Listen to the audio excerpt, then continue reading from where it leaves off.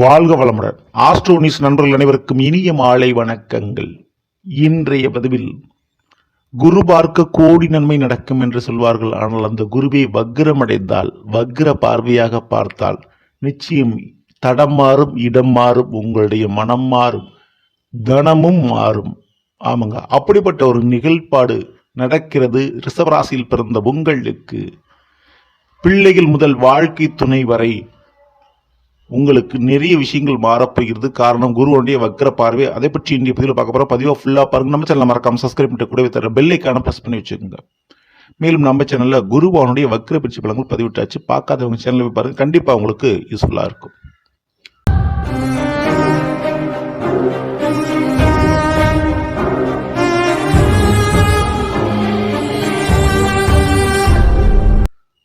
ரிஷபராசியில் பிறந்த நண்பர்களே, பொதுவா ஜோதிடத்துல சனி பார்க்கும் இடம் பால் என்று சொல்வார்கள். ஆனா குரு பார்த்தா ரொம்ப நல்லது நடக்கும்னு சொல்லுவாங்க.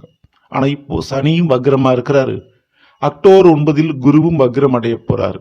இதுல என்ன ஒரு விசேஷம் என்றால், உங்களுடைய ராசியிலேயே குருவான் இருக்கிறார். உங்களுடைய ராசியிலே குரு வக்ரம் அடைய போகிறார். அப்படி வக்ரம் அடையக்கூடிய குருவின் பார்வை மாறுகிறது.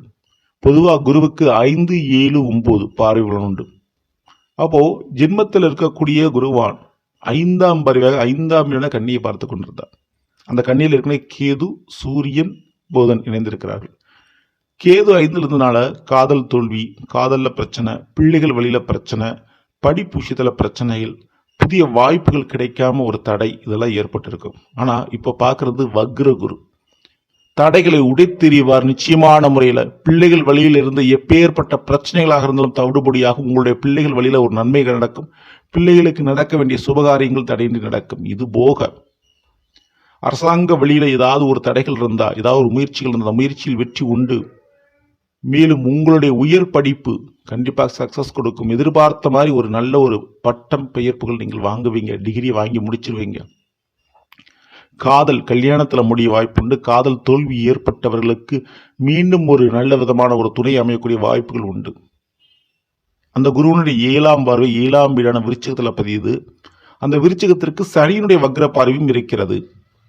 அப்போ பழையது கழிந்து புதியது கிடைக்குகின்ற தருணம் இது. ஆமாங்க, பழைய வண்டி வாகனம் போயிட்டு புதிய வண்டி வாகனம் கிடைக்கும். அதே போல தவறான உறவுகள் விலவார்கள், புதிய உறவுகள் கிடைப்பார்கள். நண்பர்களிடம் பணம் கொடுக்கல் வாங்கல் பிரச்சனையில் மாட்டிக்கொண்டு நீங்கள் அதிலிருந்து விடுதலை அடைவீர்கள். உறவுகளால் உங்களுக்கு கொடுக்கப்பட்ட துரோகங்களும் சூழ்ச்சிகளும் இனி இருக்காது. நீங்க மற்றவங்களுக்கு உதவி பண்ணி ஹெல்ப் பண்ணியிருப்பீங்க. ஆனா உங்களுக்கு உதவி தேவைப்படுகிற தருணத்தில் அவர்கள் உதவி செய்யாமல் போயிருப்பார்கள்.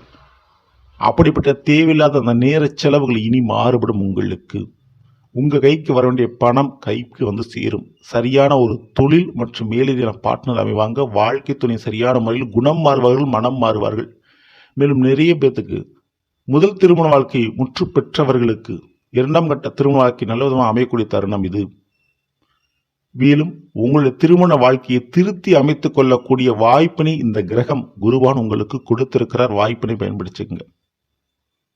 மேலும் அந்த குருவனுடைய 9ஆம் பார்வை என்பது மகரத்துல பதியுது. மகரத்துக்கு அதிபர் சனிதான் அங்கே கும்பத்தில் வக்ரமாக இருக்கிறார்.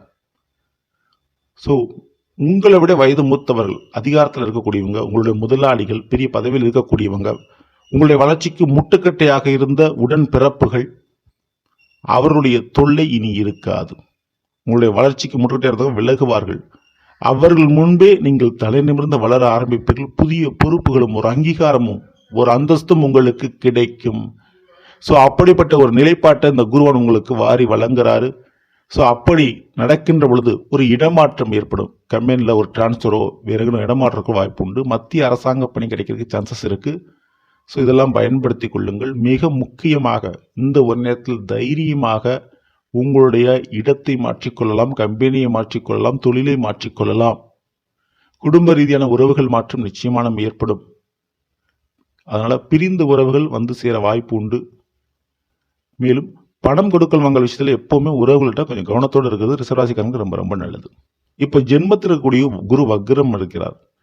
அதனால் கண்டிப்பா ஜென்ம குரு வனவாசம் என்று இருந்த ஒரு காலகட்டத்தில் இப்பொழுது தனவாசம் என்றபடி போன பணம் ரிட்டர்ன் வர்றதுக்கும், பண ரீதியான பிரச்சனை தீர்றதுக்கும், புதுசா ஒரு கவர்மெண்ட் இருந்து ஒரு லோன் கிடைக்கிறதுக்கும் சாதகம் இருக்கு. தங்க நகை அடமான சம்பந்தமான பிரச்சனைகள் இங்கே நீங்கி விடும்.